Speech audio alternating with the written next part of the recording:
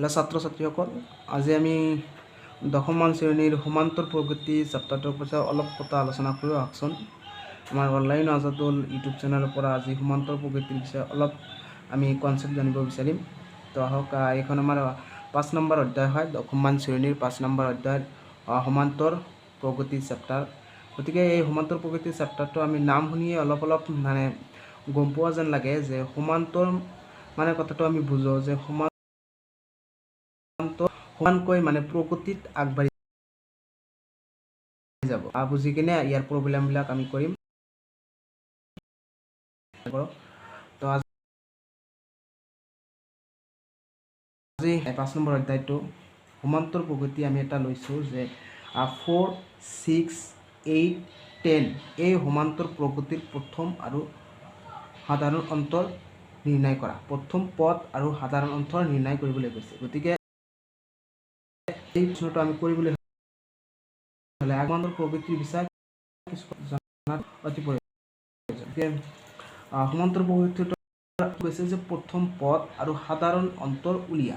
গতিকে আমি প্ৰথম পদটো আগত গম নোপোৱাকৈ কেনেকৈ প্ৰথম পদ উলিয়াম। গতিকে প্ৰথম পদটো আমাৰ ইয়াৰ কি হ'ব যে আমাৰ সমান্তৰ আমাৰ কি আছে, 4টা পদ দি আছে, 1, 2, 3, 4টা। এই পদটো কি হ'ব আমাৰ প্ৰথম পদ, আৰু এই পদটো কি হ'ব দ্বিতীয় পদ, এই পদটো তৃতীয় পদ, এইটো চতুৰ্থ পদ।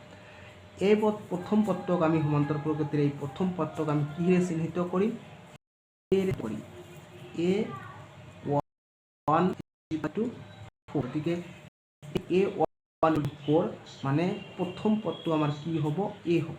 আৰু দ্বিতীয় পদটো আমাৰ কি হ'ব যে A2 = 6। আৰু তৃতীয় পদটো কি হ'ব? A3 = A। আৰু চতুৰ্থ পদটো হ'ব আমাৰ A4 = 10। এই সমান্তৰ প্ৰগতিৰ প্ৰথম পদ আৰু সাধাৰণ অন্তৰ যে A = 1। গতিকে সাধাৰণ অন্তৰ আমি কেনেকৈ উলিয়াম? সাধাৰণ অন্তৰ উলিয়াবলৈ হ'লে আমাৰ প্ৰথমে ইয়াৰ মাজত যিটো ডিফাৰেঞ্চ আছে, যিটো পাৰ্থক্য আছে, যে 4 আৰু 6ৰ মাজত পাৰ্থক্য কিমান, অৰ্থাৎ আমি 6ৰ পৰা যদি 4 বিয়োগ কৰোঁ তেতিয়াহ'লে আমি কিমান পাম, সেইটো হৈছে ইয়াৰ সাধাৰণ। আৰু সাধাৰণ পাৰ্থক্য গতিকে ইয়াৰ পাৰ্থক্যটো কিমান আছে? 2 আছে। গতিকে এই প্ৰশ্নৰ উত্তৰটো আমি পৰীক্ষাত লিখিবলৈ এনেদৰে লিখিব লাগিব যে আমাক দিয়া আছে প্ৰথম পদ A1 = 4 আৰু A1 = আমাক দিয়া থাকিব, আমাৰ সাধাৰণ অন্তৰটো নিৰ্ণয় কৰিব লাগিব। গতিকে আমি লিখিলোঁ যে প্ৰথম পদ কিমান আছে? 4। প্ৰথম পদ 4 আৰু সাধাৰণ অন্তৰ আমি উলিয়াম। সাধাৰণ অন্তৰ কি হ'ব যে দ্বিতীয় পদৰ পৰা প্ৰথম পদটো যদি আমি বিয়োগ কৰোঁ তেতিয়াহ'লে আমাৰ কি হ'ব? সাধাৰণ অন্তৰ। আমি দ্বিতীয় পদটো আমাৰ কি আছে? 6 আছে। গতিকে আমি ডি উলিয়াম। ডি মানে সাধাৰণ অন্তৰ। ডি মানে কি? সাধাৰণ অন্তৰ। সাধাৰণ অন্তৰটো আমাৰ কি উলিয়াব লাগে? আমাৰ দ্বিতীয় পদ অৰ্থাৎ A2 আছে কিমান? A2ৰ মান আছে আমাৰ 6 আছে। 6ৰ পৰা আমাৰ কি? A1 বিয়োগ কৰিব লাগে। A2ৰ পৰা A1 বিয়োগ কৰিব লাগে। গতিকে A2ৰ মানটো আছে 6 আৰু A1ৰ মানটো আছে 4।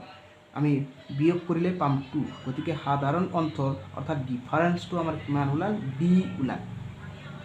গতিকে এইটোত আমাক আৰু এটা প্ৰশ্ন সুধিব পাৰে যে ওপৰৰ সমান্তৰ প্ৰগতিৰ পৰা পৰৱৰ্তী বা পশ্চাৱৰ্তী 3টা পদ উলিয়া। যে আগত যে আমাক এই সমান্তৰ প্ৰগতিটো দিছিল 4, 6, 8 আৰু 10, এই সমান্তৰ প্ৰগতি আৰু যে এইফালে ডট আছে, এইফালে আৰু 3টা পদ আমাৰ উলিয়াব লাগে। গতিকে এই সমান্তৰ প্ৰগতি আমি প্ৰথম পদ জানো যে 4 হয়, আৰু লাষ্ট পদ কিমান আছে? চতুৰ্থ পদ 10। গতিকে আমাৰ ইয়াৰ পৰৱৰ্তী 3টা পদ উলিয়াব কৈছে। গতিকে আমাৰ ইয়াৰ পৰৱৰ্তী 3টা পদ হ'ব যে আমি ডিফাৰেঞ্চটো কিমান? সাধাৰণ অন্তৰটো 2। গতিকে শেষৰ পদটো কিমান আছে? 10। 10ৰ লগত যদি আমি 2 যোগ কৰোঁ গতিকে আমি কিমান পাম? 12 পাম। গতিকে ইয়াৰ এটা পদ ওলাল, 12 ওলাল। কেনেকৈ? যে সাধাৰণ অন্তৰ লগত শেষৰ পদটো আমি যোগ কৰি 12 ওলালোঁ।